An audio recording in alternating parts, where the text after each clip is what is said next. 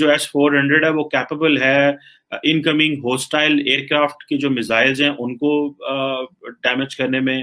پھر ڈرونز جو آتے ہیں تقریباً 2 کلومیٹر سے 400 کلومیٹر تک کی رینج کے درمیان جو ڈرون ہے ان کو بھی وہ ٹارگٹ کر لیتا ہے. اور تقریباً یہ اس کی جو ٹریکنگ کیپیبلٹی ہے وہ تقریباً 600 کلومیٹر تک ہے. پاکستان بھی خریدنا تو چاہتا تھا لیکن obviously ہمارے پاس اتنے پیسے نہیں ہیں. That is a reality. کہا جاتا ہے کہ S-400 جو ہے وہ تقریباً پاکستانی کوئی تقریباً $1 ارب کا ایک جو اس کا یونٹ ہے وہ ملتا ہے.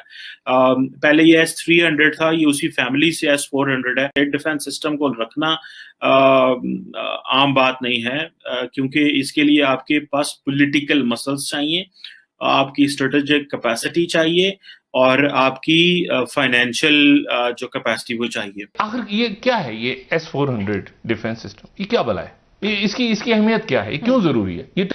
اچھا, انڈیا S-400 اس لیے کہ جو F-35 جدید ترین اسٹیلتھ طیارے ہیں, جو کہ اسٹیلتھ طیارے جن کو ریڈار کیچ نہیں کرتے, S-400 ان کو کیچ کر لیتا ہے.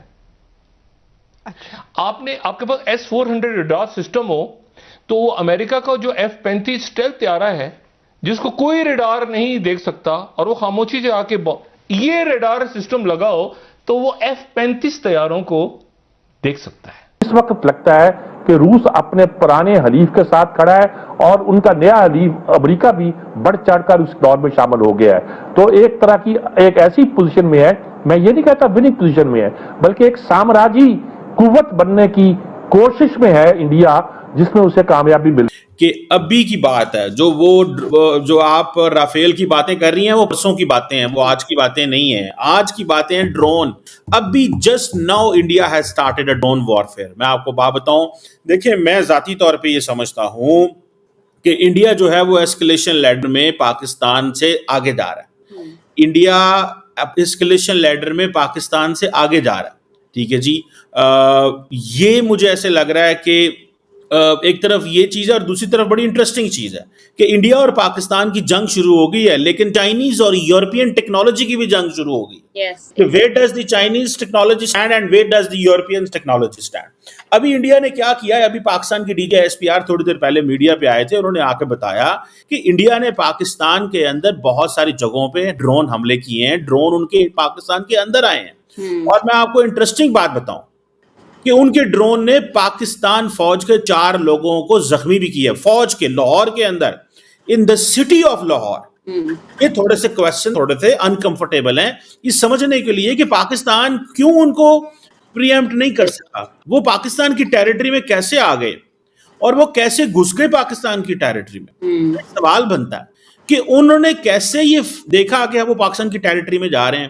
اب مجھے یہ پتا چلا, I came to know from a friend from Lahore, Gujranwala, کہ گجرانوالا کے اندر بھی ڈرون انہوں نے مار گرایا پاکستان نے. پھر ایک اور علاقہ ہے گجرات کے نزدیک, ڈنگا اس کو بولتے ہیں, وہاں پہ بھی ایک ڈرون انڈیا کا جو ہے وہ گرا ہے. سو دا پوائنٹ ہیئر از کہ انڈیا نے ڈرون وارفیئر شروع کر دی ہے. انڈین ڈرون پاکستان کے اندر گھوم رہے ہیں اینڈ انڈین جہاز نہیں بیچ رہے, انڈیا جہاز نہیں بیچ رہا. انہوں نے یہ فیصلہ کیا ہے کہ ہمیں جسے وہ کہتے ہیں نا what we need. ٹھیک ہے جی, اب کیا چیزیں سوچ رہا ہے India is moving from deterrence, یہ بڑی اہم بات بتانے لگا ہوں, ٹو کنٹرولڈ ڈومیننس. وہ پاکستان کی ایک ڈیفنس کیپیبلٹی کو ٹیسٹ کر رہے ہیں. اب under the nuclear threshold they are doing it.